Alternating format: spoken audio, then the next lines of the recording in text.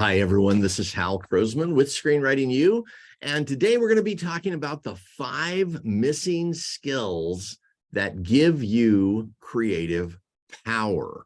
Now, up front, let me just tell you, the stuff that we're going to be talking about today is going to get pretty serious. And I just want you to know this is kind of how we think behind the scenes as we're creating, as we're designing programs. We're not just looking at, what are some cool tricks that will make it easier for you? What we're looking at is, what does it take to actually take you to a professional level, right? What does it take to have people who are good at being creative go to a level where they're great at being creative? And not only creative, but functionally creative, where they're essentially able to use their creativity in a way that produces results right in front of producers, right? Because that's really what this whole thing is about. It's about you being able to create on demand, and that means on demand for you, but it also means on demand for the producer or the agent or the manager or whoever you're working with, and for you to be able to create at a level that will produce the result that you want and that the other people on the team want, the agents, the managers, the producers, right? And we've had so many people who have made deals. We've had over 600 people who have made deals. The majority of them have gone through the program we're going to be talking about today. So let's just move forward and talk about this.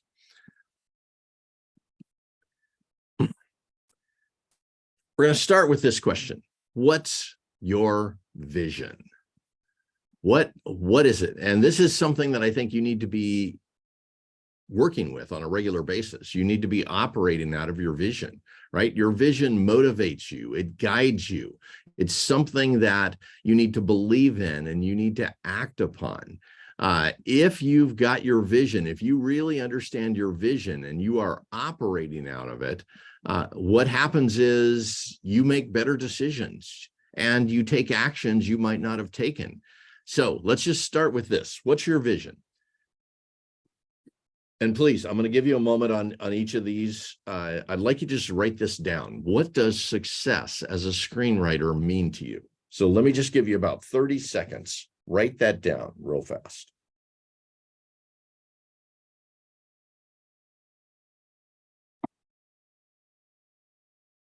Again, right now you are answering the question, what does success as a screenwriter mean to you? Right? How will you know when you are successful, you are at the level you want to be? Second question then is, what does success as a creative person mean to you? So write in, what do you think from a creative perspective? What is success for you?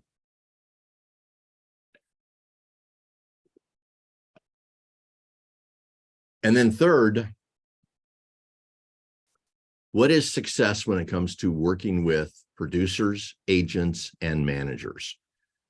Because that's, in my opinion, that's what this whole thing is about. And by the way, let me just be clear. If you're part of a writers group right now where nobody has ever worked with a producer, an agent, or a manager, and they can't even talk about it, you need to expand your network. And this is something I learned when I first came to Los Angeles. I went into this one writers group, and there were 25 people in that group. And every time I ask a question about how you succeed in this industry, they would shush me. But and they really didn't like me talking about that because it put them on the spot. It made them feel weird. They didn't know the answers to those questions. So that was when I went out and started interviewing producers and talking with A-list screenwriters, was to find out, what does it really take to succeed? And what I found out, by the way, was until you start talking about these things and thinking about them, you know what? It's like a completely different land. So this is something that's pretty important. If you haven't filled out and answer these real fast, just do it right now. Let me give you another 30 seconds, and then we're going to jump into this.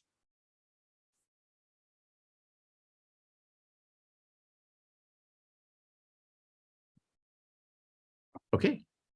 So, all right. So you know what your vision is, or at least a version of it. And I would encourage you, after we're done with this, to sit down and go and write out your vision. Write out what is it that you like. If you look into the future, let's say 3 to 5 years, what kind of success would you like to have? And then the question becomes, is it possible to actually have that kind of success inside of a year? And that's kind of what we're committed to, is helping people be able to be realistic about it, but at the same time to really be able to have the kind of success that they want as quickly as possible. So the 5 missing skills, and this is going to get deep. So I'm just letting you know up front. 5 missing skills. This first one, the ability to take notes in an empowered way. Now, take notes, by the way, doesn't mean sitting and listening to somebody and writing things down like you're probably doing right now. Taking notes inside this industry means a producer gives you their feedback, and you are making a list of the changes and improvements you are going to make to that script for that producer. Right? You could take notes from agents, from managers, from producers, and you will take notes from pretty much all 3 of them. This is a natural part of the business. There are people out there that'll tell you all kinds of weird things. They'll say, don't let anybody change your script. Don't change it because they want to, all those kinds of things. Please know, in this industry where what they're basically going to do is take your script and add $50 million to it. It's like, it's one of those things where they are taking so much risk. They want to make sure that it does well. And every script that you've ever seen that's incredible, the writer has gone through this. I interviewed a whole bunch of A-list screenwriters about how to take notes, but let me tell you a horror story. So you know why this is so important. At one point, Cheryl and I were producing. I optioned a script from this writer and worked with him a little bit on it. It was a good script. It had won a couple of contests and that kind of thing. And so I got it into Universal, and the producer there that I was working with calls me up and she says, I wonder if you can bring the writer in. I have a few notes. And I said, sure, absolutely. So the writer and I go in. Now, at that point, I hadn't been through enough of this to prepare the writer well. I just said, she's a nice lady. We're going to listen to her notes, make whatever the improvements are, and move the project forward. So we went in, we sat down. She sits down in front of us across the table and she says, she goes, I loved your script. I love the writing. I just have four notes for improvement. And I saw my writer stiffen up, but I just didn't take the cue. The producer then tells us the first note. And it turns out that the opening scene is really close to a scene that's being shot right at that moment. So she needs us to change the opening scene. He interrupts her about halfway through and starts telling her all the reasons that she can't change that scene. Now, she's asking him to change the scene, and then she was going to option it and move forward. But he argues with that. So she says, well, okay, why don't you think about it? And then she goes to the second note. On the second one, he interrupts her again mid-speech, and he then tells her all the reasons that she can't change that. So at that point, I recognized, oh, he's like, this is how he's going to deal with this situation. So I said to her, how about you give me the notes and I'll talk with him about them? And she goes, yeah, I think that would be better. Now, we never got that deal. What actually happened was we went out, got in the car, we're driving along, and he's quiet the whole time. And at some point I said, what happened in there? And he goes, I'm sorry, man. He says, I don't know. I just freaked out. He said, she started coming at me with notes, and he said, I just couldn't take it. Uh, and it was like, oh, that was when I realized he wasn't empowered. He had no idea what was going on. I didn't actually give him a frame, so I could take the blame for this pretty easily. He had no idea how to take notes, right? This process wasn't part of his way of thinking. So, so let me just walk you through this. Here's how it shows up. The producer, the agent, the manager, they ask for changes. And you can think of it a whole bunch of different ways, but one way to think of it is this means they're engaged. They're wanting to move forward. What's missing for most people is a built-in process for interacting with producers that has you feel confident and creative. And this is really what you need. You need a built-in process. You need to have this be something that when you're sitting in that meeting, you already know how to go. You already know how to deal with it. You already know what the process is, right? And because of that, you just naturally move forward.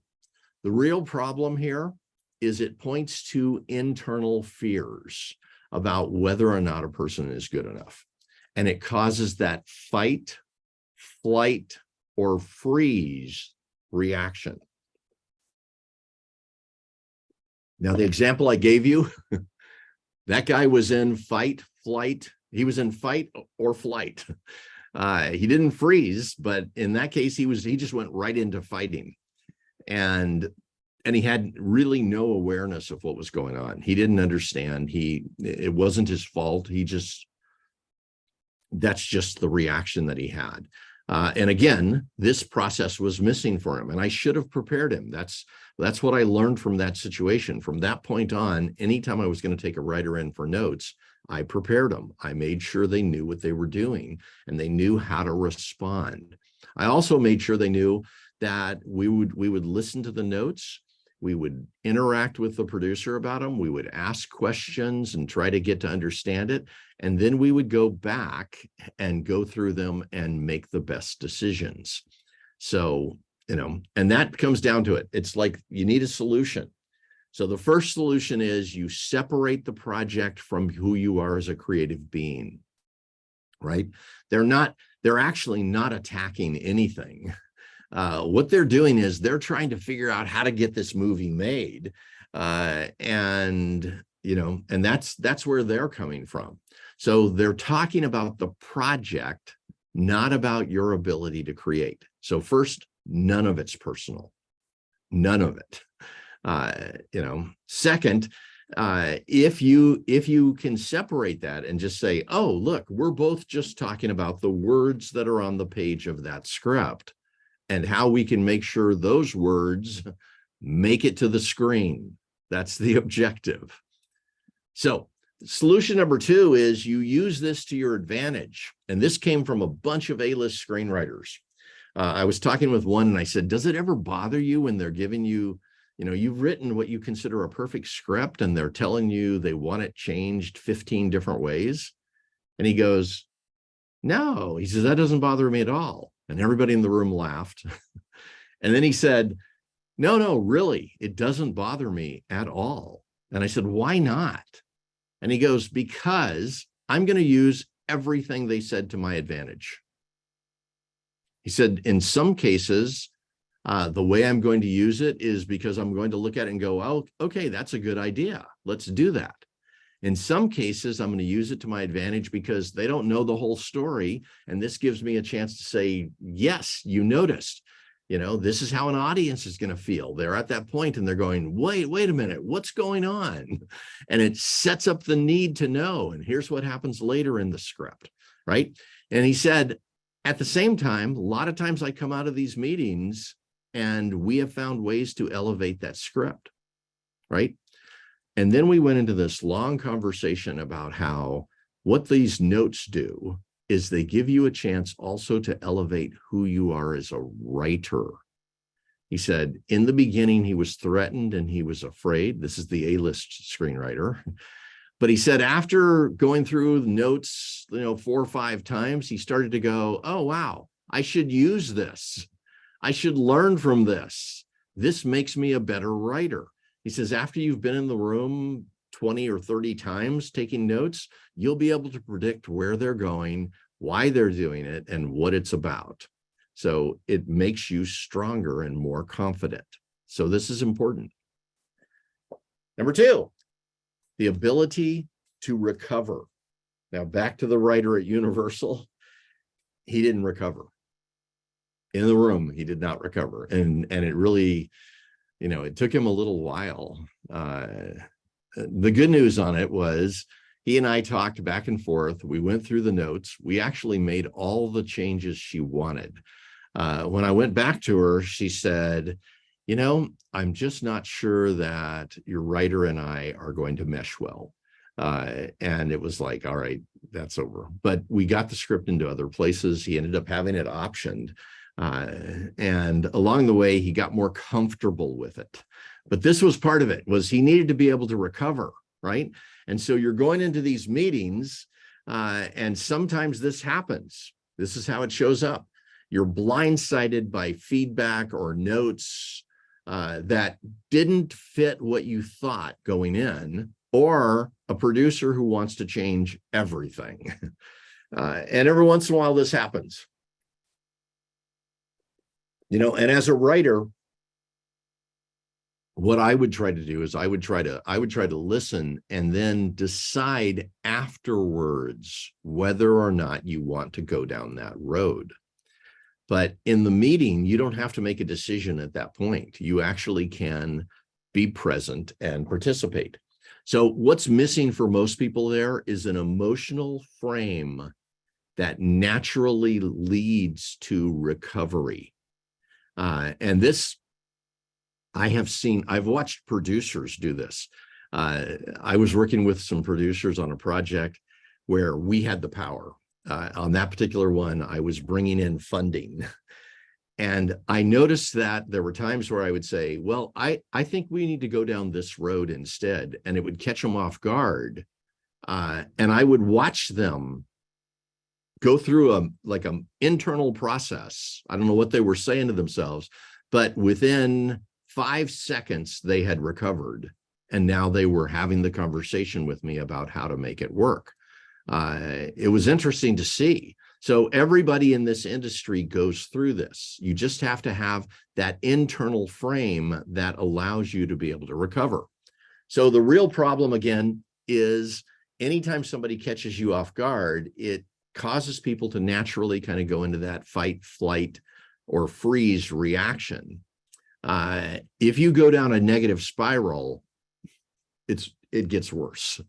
So this is what you don't want to do. You don't want to go down a negative spiral. Now, I think you know what that means, but let me just say, it's like I was talking with a writer who had writer's block, and he said a producer gave him feedback, and he started saying to himself, I don't know if I can do this. I don't know if I'm good enough. I don't know if I can write this level. And he's already going down a negative spiral. Then he started actually asking himself if he could even succeed at this. And then it got worse. And then at one point he said, I have no ideas. I can't create anymore. Right. And it was like he's just step by step shutting himself down. You can't do that. And especially if you're in a meeting, you can't do that. Whatever they do, you have to be able to recover. Right. And it's just part of the game. The solution, and I've got a couple of solutions for you. First, don't go down that painful spiral. Just decide up front, no matter what they say, no matter how they say it, you are not going to do this. Interrupt that negative self-talk. So you need to be intentional about it, right? So you might interrupt it by standing up. You might interrupt it by taking a drink off your water. You might interrupt it by telling yourself, I'm not going to do that here. Or by saying, you know what? Something good is going to come out of this, right? And start just going through that. Because sometimes the good that comes out of it is that you get to learn, and now you have a new model. It's like, wow, I've never been attacked that particular way. Now you can go out and find a solution to it. Sometimes the good that comes out of it is, okay, it didn't work for that producer, and that's where we're at the present moment. But you built a relationship with the producer. You interacted with them well. I went into a meeting at one point where I sat down, I said the first sentence of my pitch, and the producer raises his hand and he said, I can't hear any of this. I already have a project that's just like what you just said. He said, so you, and this happens, by the way, it's okay if it happens. He said, you can't say another word about this pitch. And I said, okay, no problem at all. Is there anything that you are looking for? Right. And he told me. I pitched another project. He said, okay, that's not bad. It just doesn't fit for what we want. And he said, anything else? And I was like, no, but let me go back and think about it, and I'll come back to you when I have something. I left that meeting about 3 minutes after it started and came back a month and a half later and with another project, and we made a deal.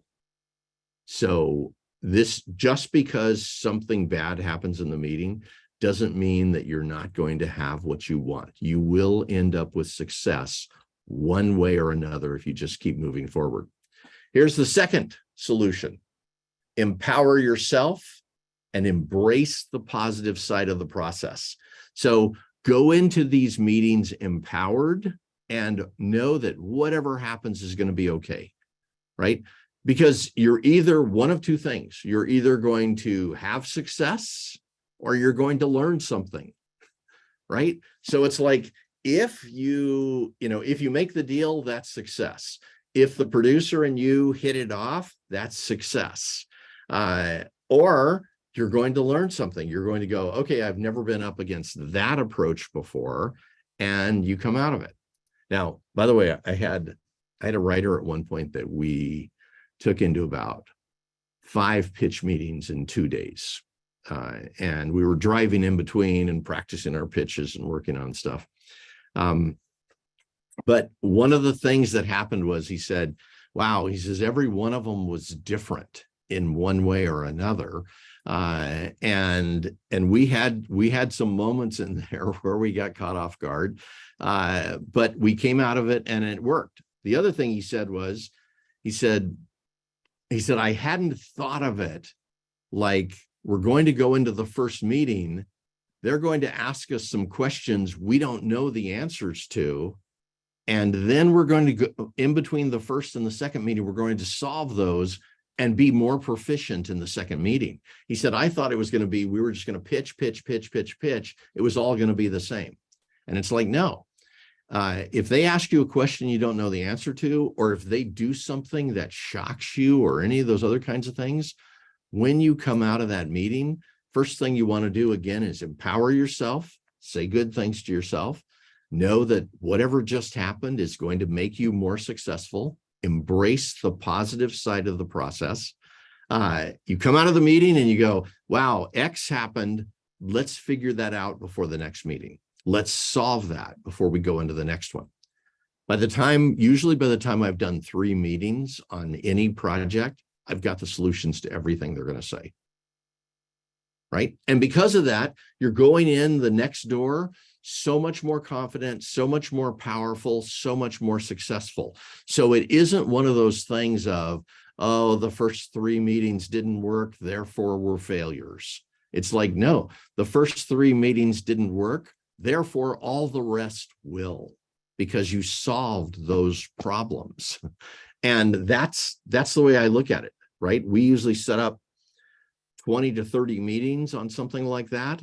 At least when we were producing, that's the way we did it. And we've got them all set up over a period of about a week. I know the first 2 or 3 are going to be practice sessions. Thereafter, we're going to be pros. So, and then the third thing, perspective, this moment, whatever just happened, right? Because remember, we're recovering from something that just happened.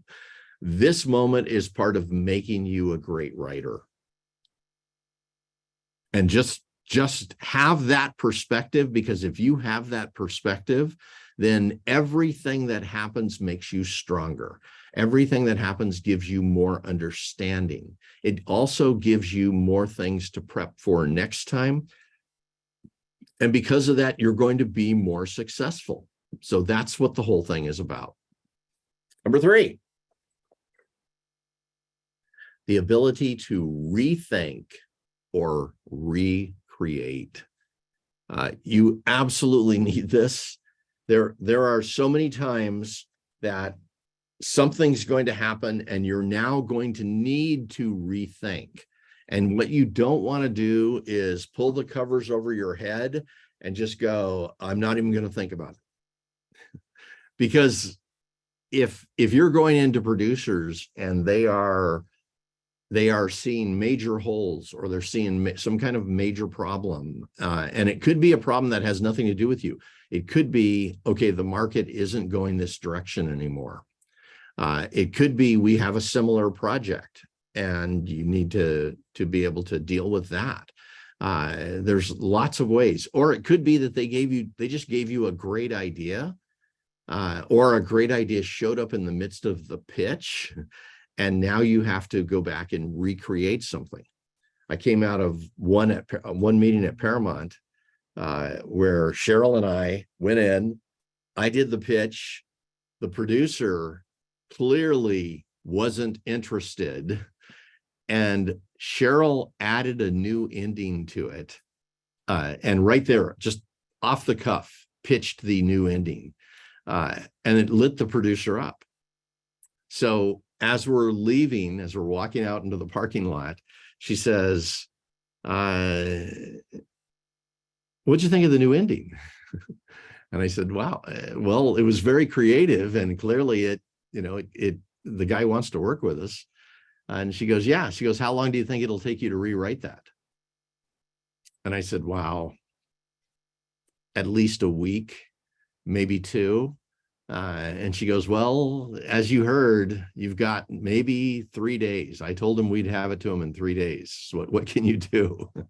And so I went back and wrote and rewrote for 3 days straight, and we handed it to him. And that's just part of the thing, right? That's part of how it goes. So how it shows up, once you've written something, it kind of feels stuck that way, right? It's like, a lot of times people will get to a certain place and they'll go, that's it. It's finished. It's done. I'm not going to think anymore. There's nothing I can do. And usually people just go into editing words, but sometimes you have to really, truly rethink. You have to truly recreate. So what's missing for many people is they don't know that any scene, anything really, can be created 10 to 50 different ways. And this is important. I remember at one point early on having a conversation with a producer where he wanted me to change something. And I said, that's the only way to write it. And that actually was the last time that guy ever talked with me. But I remember coming out thinking that really is the only way to write it. I didn't think I could come up with anything different, because that way I was so stuck on it. It just seemed like the perfect way to write it. I didn't know at that time that you could change it 50 different ways. I didn't know that was possible.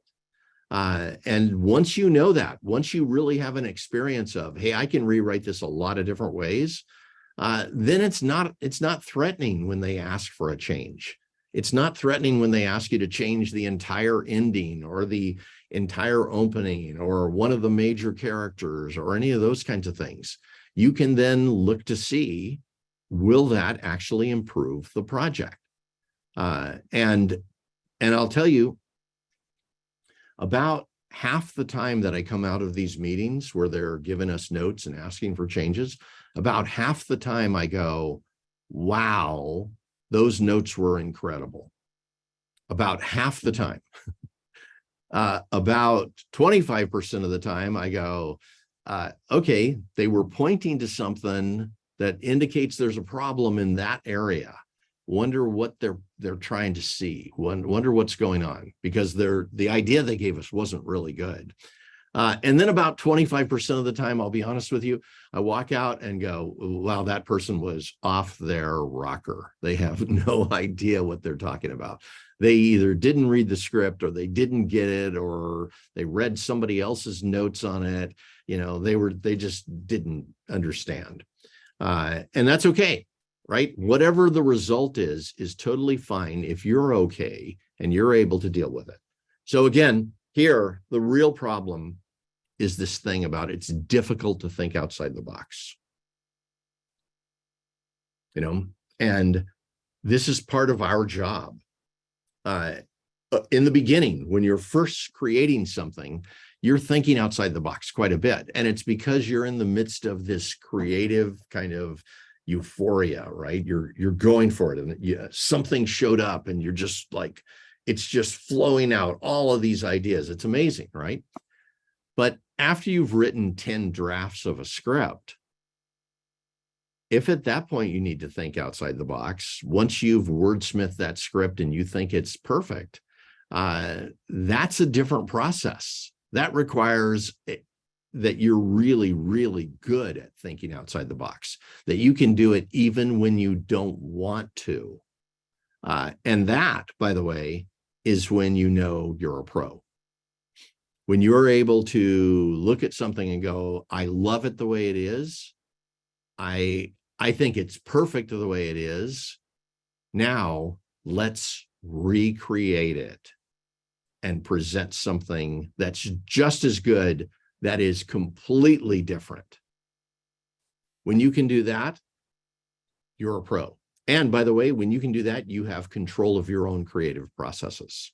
So the solution here is to intentionally practice writing the same thing in radically different ways, and especially practice writing something you love in radically different ways. Because again, this is part of being a pro, right? If you're only writing what you love and that's all that's happening, if you're only just writing the words that come to you, and you can't think outside the box, then, well, probably, you need to step into a different world where that's honored. In this world, again, the difference between, like, for instance, if I was publishing a book right now, first I can do it for about $100 on Amazon. If I'm going through the process of having somebody else publish it, well, they're going to do 10,000 or whatever, copies of that book. They're going to spend maybe $50,000 on that or something like that. That's one level. But if you're asking somebody to spend $50 million on your script, you need to be able to do this. You need to be able to take notes, rethink, recreate, and do whatever it takes to have that be financially successful. And that is a big part of what's happening in this industry. So, number 4, the ability to create when you think it isn't possible. Now, you'll notice we're getting a little more extreme here. But this one happens to people a lot of times. They get, again, they look at the script, it's in their mind, it's done, it's perfect, it's been wordsmithed. They love everything there. They can't seem to think outside the box at that point, right? And now they're asked to recreate something there. And I've heard people say this: it is not possible. If I change anything in this script, it'll kill it. When you think it's not possible, when you can't see something, when you can't think beyond what's right there, that is a tough moment to be able to create, right? And you've got to be able to do it. You've got to be able to think outside that box. And again, this is one of these things where there's a difference between, hey, I love it, but I can recreate something. And even that one's difficult. But this one, when you think it's not possible, when a producer asks you to change something and you just, it's like, I have no idea. I can't figure that out. I can't even think that way, right? When you're in that spot, you still need to be able to create, because that's who you are, right? That's who you're selling yourself as. That's who you are coming in the door and saying, I'm the person to stay on this project. And especially if you're dealing with major producers or studios, they have a tendency to fire people really fast. So you can't let this stop your career. You've got to be able to create. So how this shows up: you're asked to solve problems or create things that you never even considered, right? Probably you're feeling massive confusion, but you've got to create to survive, right? And again, people who haven't been into this, people who haven't been through this kind of situation, you know, that probably they haven't pitched a lot of projects. Let me tell you, let me just give you one way this happens. We went into one meeting and, you know, we pitched the project. The producer's like, I absolutely love it. Absolutely love it. He says, yeah, he says, absolutely. He says, what are you thinking for budget? And I said, 30 to 50. And he goes, oh no. He says, I love it at 5 million. I'm okay with it at 15, nothing above that. And it's like, okay, I'm looking at I'm thinking minimum 30, probably 50 million. And this producer just told me, basically, I got to go to 1/3 of what I really think, and maybe 1/10. Now that's a moment where something seems not possible. And there's lots of other moments where it's that way, you know, and so you're going to run into this. You're going to be sitting there. They're going to pitch. They're going to come back with something, and you're going to think it's not possible. Sometimes people think this is a negotiation thing. Sometimes it is. It just depends. I walked out of one meeting with a writer.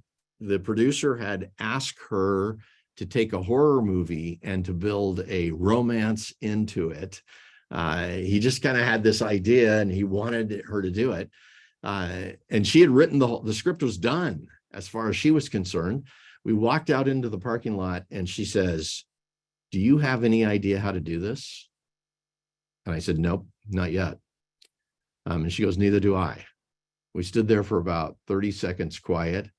And then I said, but it'll come to us. It really will. We'll figure it out. I said, I'm available to brainstorm as much as you want. Right now, I think we're both kind of in a little bit of shock. And she goes, yeah. She goes, I guess I'll just drive home. And with every block in between now and when I get home, I'm going to say to myself, I can do it. I can do it. I can do it. And I'm going to start seeing pieces of it. And I was like, wow, love that.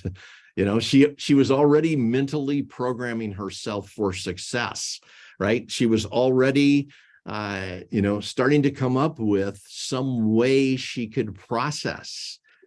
By the way, I'll tell you what happened on that. She came back to me 2 days later and she said, I figured it out. I'm going to go back to the producer with an outline of the script the way he wants it and say, take a look at this, see if this is what you thought it was going to be. And if not, tell me what you want before I do the whole rewrite. So she did that. He looked at it, he read through the outline and he went, wow. He says, you know, I have to say this. This is what she told me. He said, I have to say this. He says, I'm really impressed that you were able to do this. And he said, now that I see it, first, I think you did a good job on it. But he says, second, I don't think it's a good idea. Right? It was his idea. And he was saying, now that he saw it in action, he didn't like it. So she didn't have to go through and create it. But she really did do a good job on it. So this is what this is about. What's missing for most people on this is long-term confidence in their creative abilities. Now, the writer that I was just talking about, let's see, I had actually recommended her to 3 different producers. She had already had 1 movie made with one of them that ended up going to Cannes, and it was launched at Cannes. She had another one that was going into production. So I'd introduced her to 3 producers, and she got 3 deals because she was that good. But this was one of those moments where we got to see how good she really was. She had enough confidence in herself that she knew somehow she could figure it out. And that's what this is about. Now, the real problem is when people think that this momentary confusion has anything to do with their creative process. So listen, you guys have been through this before. You know what it's like. Something happens that shuts you down in the moment, and you're like, I got nothing. And 2 days later, you wake up and you've got the solution, right? The creative process is not the same as taking a quiz in math in 5th grade, right? Where in 5th grade, you've got to have all the answers right then. You have to know what you're doing. You have to be able to answer it during this 10-minute test or whatever it is, right? And that's where I think a lot of us kind of got stuck on this kind of stuff. And we thought we had to have the answers right this moment. Listen, if you're in a meeting with a producer and it shuts you down and you can't think and you can't figure anything out at that moment, what I want you to do is I want you to recognize that and know that over time you will solve this.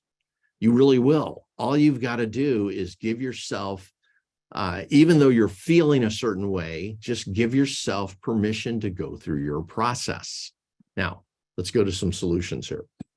First, create a vision of your success and then use a more creative process. So if you hit this, it isn't possible, right? Immediately, no matter what, even if 100% you believe it's not possible, I want you to create a vision of yourself succeeding in that situation, right? And then you've got to go to a different level of creative process to solve that. So, it's that thing, I can't remember the Einstein quote. It's like problems created at one level can't be solved at that same level. You've got to go to a higher level. And this means you have to have different level creative processes. You have to be able to think that way. So if in the present it's an unsolvable problem, your future, this is how you think. Look, here's the present, unsolvable problem. Future, you've created or generated an amazing solution, right? So these two exist in this moment for you. You have a present and you have a future. And what you need to do instead of operating out of the present in that moment is you need to operate out of the future. And we've done this many, many times. A producer will say, they'll give us the notes and they'll say, what do you think? And I'll say, thank you for the notes. Some of them I think are excellent. Some of them I think we need to work with and think about. Give us a couple of days and we'll come back to you. Because I'm operating out of the future. Right now, I don't have a solution. But what I do have is I have a future where we've solved this, where we know what we're doing and we're going to blow that producer away. So that's what we're operating out of. A bigger solution here is to build long-term confidence in your creative abilities, which means you go through the process of learning the kind of creative abilities that will make you successful at this level. Wherever you're creating right now, if you haven't dealt with this stuff, if there's anything we've been talking about so far that you haven't dealt with, just please know you're going to need some higher level creative abilities to deal with it. And that's one of the things that I think people run into that shuts them down. We've had people come out of meetings and go, I'm not good enough. I don't have the capability to do that. And then we'll take them through a process where they will find the solution and recognize that they really are good enough. It's just a different process. As long as you don't give up on yourself, you can do almost anything. That's what being a creative person is about. So, number 5, the ability to double the quality of your best writing. This has shown up really in a bunch of different kinds of situations. During the period of time that we were producing, anytime we would option a script, first thing we would do is I'd go through and read the script and I'd make a list of notes. Many times I'd have 30 or more notes for a script of different ways to improve it. And this is what I was going for. I was going for doubling the quality of the best writing. This script just won, a contest that was a mid-level contest. It got first place. And now I'm trying to double the quality of it. A lot of times I would have writers say to me, well, the script won, it was first place. And I'm like, yes, absolutely. That's why we optioned it. Here's the thing to know. We're about to take it into a market that you're up against 10,000 professional writers that have already had movies produced and TV shows produced. So we need to double the quality of the writing. Now, at that moment, one of three things would happen. The best possible thing that would happen is the writer would say, okay, let's do it. And they would see it as an adventure.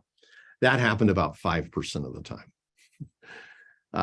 The other two things that happened, this happened way more. The writer would immediately start arguing to keep it the same. That was probably 50% of the time. And the other 45% was the writer would just shut down. And I'd have to do something to walk them through, it's going to be okay. Don't worry. We're going to do this one step at a time. I'm going to be working with you the whole time. And we will brainstorm every one of these things together. And by the time we're done, you will be a substantially better writer. That's important. So how this shows up, this one. Oh, here, let me just tell you a story on this. This was something that a writer came to me and changed my life.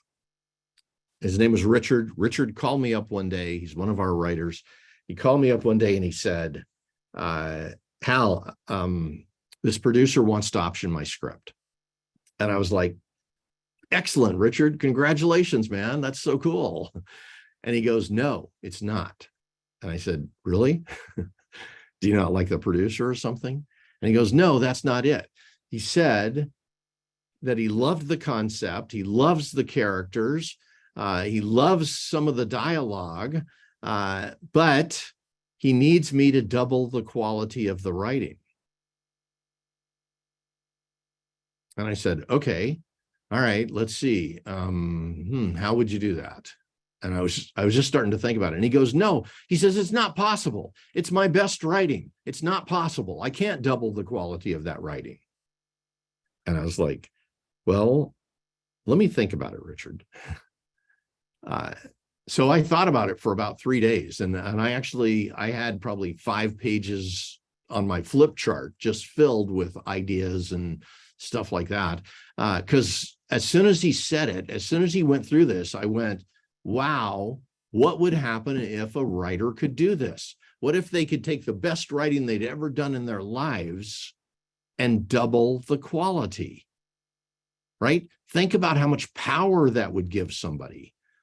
Think about how much more successful you would be out in the market. So after about 3-4 days of working on this, I went back to Richard and I said, I think I have a model for doing this. And so I said, why don't you do this? Let me present to you what I have and see if you think this might work.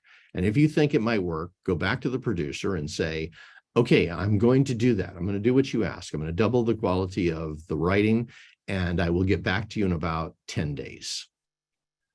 So then I told him my story, how he might do it. And he came back and said, I don't know, that might work. And then he moved forward. And by the way, He ultimately ended up doubling the quality of that script, and the producer did option it. And that was Richard's first deal ever. So I was so proud of him. But let's just talk about how this goes. There are times when a producer might ask you to do this. There are times when you might actually ask yourself to do this. Let's say you just met with a manager, and the manager looked at your writing and came back and said, you know, you're good, but we're not quite at a professional level yet. This might be the solution to what you've got going on there. So let's see how it works. How this shows up. Usually as a shock. If somebody's really asking you to double the quality, they may use those words. I haven't heard it very much. But they also may just look at it and say, wow, we just need to turn this up. It just needs to be stronger. It just needs to be so much better. But often this shows up as a shock. Either you just lost in a contest that you thought your script was perfect and it didn't even make the quarterfinals, or you just got turned down by a producer, agent, or manager. I have had people before who have told me that their script was perfect, and I was telling them they needed to improve it. And then they got it in, they had a great pitch, they got it into producers, and they all came back and turned it down. I had one lady who, her pitch was amazing, and she was great on the phone. She got that script into 30 producers, and 30 producers turned it down. When that happened, she was now in this kind of state, and she came back to me and said, you're right, I need to do something here. So it's usually kind of a psychological bind, and this is what Richard was up against. He had just written the best he could possibly write, and now he found out it needed to be twice as good. How do you do that, right? That's important. So what's missing is the steps to solve this bind and to think outside that box. Solution, you need to have a specific process that is designed for doubling the quality and is self-directed, not about getting more feedback. Here's the problem on the feedback thing. The problem is feedback is helpful. It is helpful when especially when it's done that way. But for the most part, what feedback is going to give you is specific things about the writing that's on the page. It's not thinking at that level. Doubling the quality means it needs to be twice as good. That means big picture changes. That means you need to be able to write in a way that was different than you've written up till this point. And that kind of stuff doesn't come from just going, hey, how can I edit something better? Editing improves your script 5 to 10%. It improves the read quite a bit, but it actually improves the script about 5 to 10%. Here, you need to double the quality. You need to go to 100%. That means you got to think so far outside that box. It's unbelievable. Now, let's just continue here. So these are the ones that we just talked about. And this is part of, in my opinion, if you're going to work with producers, if you are going to work with managers or agents, all of these need to be present, because every one of these is going to happen to you at some point when you're inside of a meeting.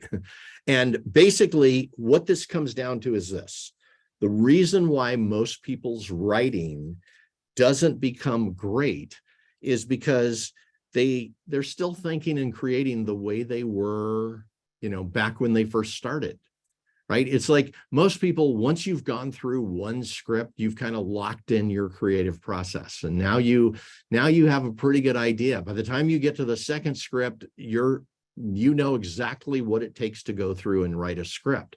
You're thinking and creating the same way from that point on. But at that point, when you were writing your first and your second script, you were new to the process. So to think that the creative model you're going to use while working with producers is going to be the same, it's not. You've got to be significantly better than a beginner in the creative world. So what this really comes down to is this. This is our question. Our question was, how do we take writers who are good and help them think outside the box and have thinking outside the box be just as natural to them as creating as editing a page, right? How do we get them to that point? How do we get them to where they can think and create at a professional level? How do we get them to where they can think and create beyond where they've ever gone before? So that's the process that I'm about to talk with you about. What we want writers to be able to really, truly double the quality of their best writing, to be able to create at a significantly higher level, to have higher quality scripts, and ultimately to get into this industry because their abilities are so much higher than producers would expect. Now, this is the program.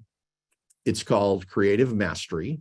This is really what it's about. It's about how do you double the quality of your best writing? And if you think about it, what would happen if you did that, right? Would you win contests? Would you sell scripts? Would you get an agent? Would you get your movie or TV series produced? If you really took the best writing you've ever done in your life and you could double the quality of that. And this is something that's absolutely possible. It's just you've got to be thinking and creating in a different way. So the writers who have gone through this program, we've had actually 2 winners now at the Nickel Fellowship, which is the most prestigious contest in the world. The last one that just won was 2 sessions ago. She beat 8,000 other writers, and she credited it to this program. We've had grand prize winners at Page International, which if you guys know Page, I highly recommend that competition. They're amazing. We've had first place prize winners at Final Draft, Big Break Contest, and we also had a grand prize winner there, both of which said this process changed their life. And we've had so many people who have landed managers and made deals with producers and are using the skills from this program as they work with producers. So this is a proprietary program. It's a proprietary process. So I'm not going to tell you how we do it until you're in the program and have already signed the confidentiality agreement. But I promise you this, it will change your life. Here's basically, you should take this class if you want to make your writing significantly stronger. If you see yourself working with producers, agents, and managers in the future, because listen, if you go in without this, you're almost defenseless in that room. If you go in with this process, you are better than anybody in the room. And that's the difference that this program can make. Really, truly, I'm not kidding. And take the program if you want to maintain control of your creative vision while working with producers. Because the whole thing about creative vision is as soon as they take control of it, you're in trouble. So you need to be able to be in control in that situation and be able to create at the level that's necessary for them to produce it. That's what this whole thing is about. So the structure of the class, basically what you're going to learn is 2 things, and these 2 will change your life. First one is how to double the quality of your best writing. You will lock that process in. It'll become one of the major creative processes you use for the rest of your life. The people who have learned this process have said it changed how they created, it changed how they wrote, it took them to so much higher level. It also made them so much more professional in dealing with producers. Here's the second part. You will become proficient at taking notes from producers. During this program, I will walk you through a complete model, start to finish, on how to take notes, how to deal with crazy things producers say, how to deal with if they give you way too many notes, how to deal with any notes that come in during that process. And because of that, you'll be a pro in the room. Now, this is a 2-month-long class, and you're going to be, every day, you are going to be working with different ways to double your quality. You will, during this period of time, you will actually write, I think, 6 scenes. You'll write 6 scenes, and then you will double the quality of each of those scenes using our model. By the time you're done, this will be a natural, comfortable part of your writing process. And it will separate you from all the good writers out there and put you in a place where you'll be in with the great writers. It'll change everything for you. I promise you. So the normal price on this is $299. The class begins on August 14th. It has 28 lessons during that period of time and a bunch of different audios that we do with it. It's a 2-month-long class. The normal price, again, is $299. For the first 20, you can get in at a special of $174. That'll save you $75. And by the time you're done with this program, you will look back and say, it was the most important things you ever learned about screenwriting. It really will. It'll change your writing that much. So if this is something that you'd like to do, if you'd like to be able to double the quality of your best writing, if you'd like to be highly proficient at taking notes so that in the room you are a winner instead of a victim of that situation, this will make that change. Now, all you got to do to sign up, just go to this link, bit.ly/quality-mastery. And if that link isn't linkable, just write it down, bit.ly/quality-mastery, then put it in your browser where you normally put a web address, click return, and sign up. As soon as you sign up, things are going to start to change for you. And going through this program, every single day, you will become a better writer. By the time you're done, again, you will have both of these processes down. And when you're in the room with a producer, an agent, or a manager, they will see you as an absolute pro. They'll be blown away by who you are because you have these skills and abilities as a natural way of you thinking. So if that's what you want, come join us. I promise you, you'll absolutely love it. If for some reason you don't like it by the end of the 3rd day of the class, just email us on the 3rd day and we'll give you your money back. So we take really good care of our writers and I want you to succeed. That's what this whole thing is about. So with that, listen, I hope you already got a lot out of today, and I promise you going through this program will change your life as a writer. So with that, this is Hal Krosman with Screenwriting U, wishing you the absolute best with your writing. I look forward to working with you at some point in the future. Bye-bye, everyone.